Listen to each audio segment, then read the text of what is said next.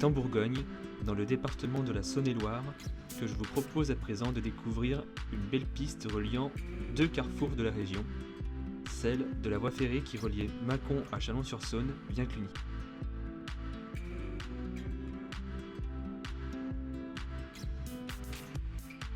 Longue de 70 km, la voie ferrée est inaugurée en 1888 et fonctionnera pendant 80 ans jusqu'en 1968, en desservant 16 gares toujours visibles aujourd'hui. Elle empruntait les tronçons de deux anciennes lignes de chemin de fer, l'une reliant Mâcon à Moulins-sur-Allier, l'autre, la ville de Roanne, à Chalon-sur-Saône, et permettait ainsi la desserte de l'ouest du département.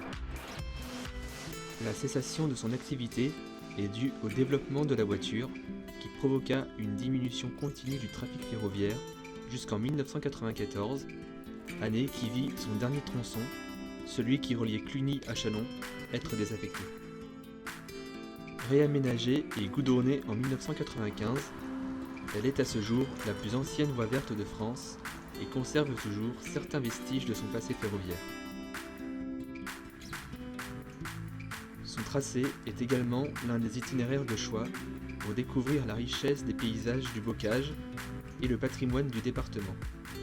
Un patrimoine marqué par l'une de ses personnalités illustres, qu'est le poète Alphonse de Lamartine, qui naquit à Mâcon, point de départ de la voie verte.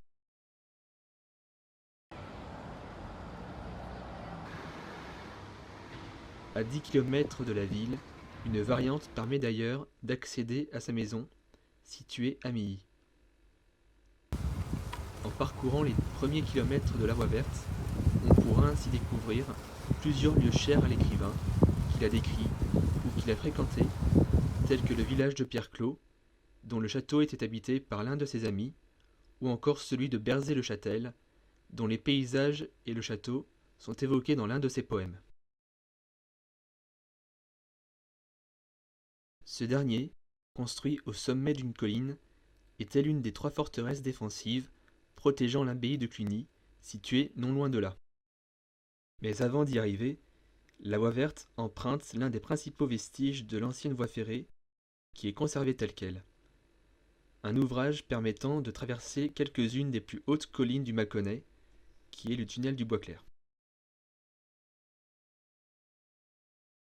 D'une longueur de plus d'1,5 km, le tunnel du Bois-Clair est aujourd'hui le plus long tunnel traversé par une piste cyclable en France. Éclairé et ouvert pendant tout l'été, il abrite une certaine humidité et une température constante de 11 degrés, ce qui en fait un lieu propice au développement des chauves-souris, dont il abrite une réserve, mais aussi un lieu dans lequel on profitera d'un peu de fraîcheur lors de canicules.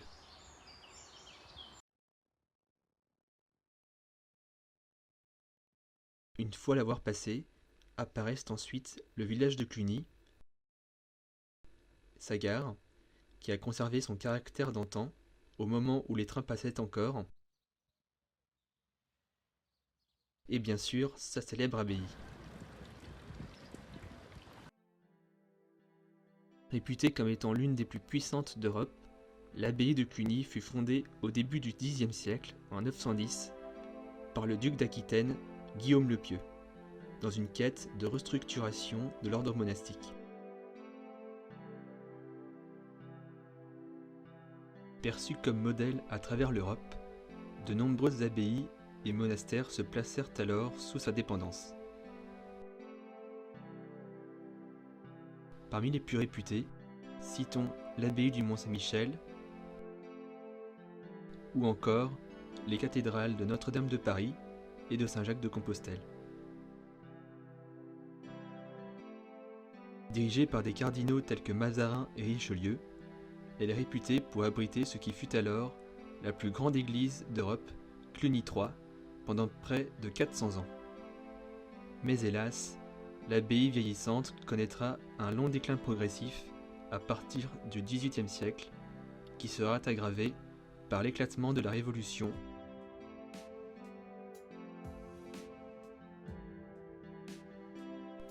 Aujourd'hui, elle abrite un musée dédié à l'histoire du site, ainsi qu'un campus de l'école des arts et métiers.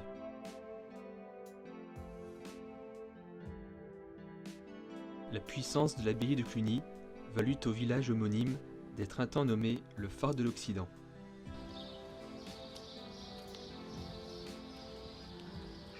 Mais ce dernier est également célèbre pour ses belles demeures médiévales que l'on peut observer après avoir vu l'abbaye, ainsi que pour son haras national.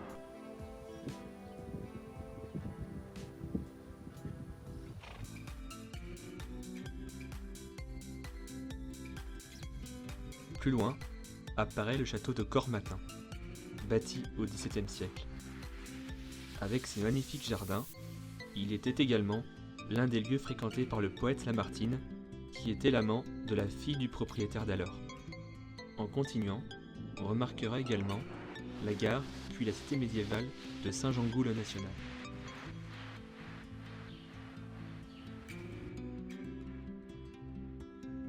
Ou encore celle du village de Givry, dernière étape avant l'arrivée sur Châlons, qui est célèbre pour son vin rouge, qui aurait été le préféré d'Henri IV.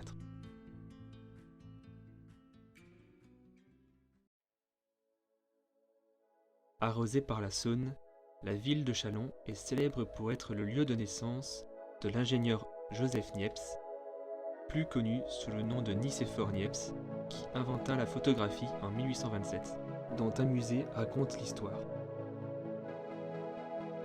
La ville est également réputée pour la richesse de son patrimoine, telles que les maisons typiques à colombage, ses tourelles, sa cathédrale Saint-Laurent, et l'île homonyme qui est l'un des principaux lieux animés de la ville.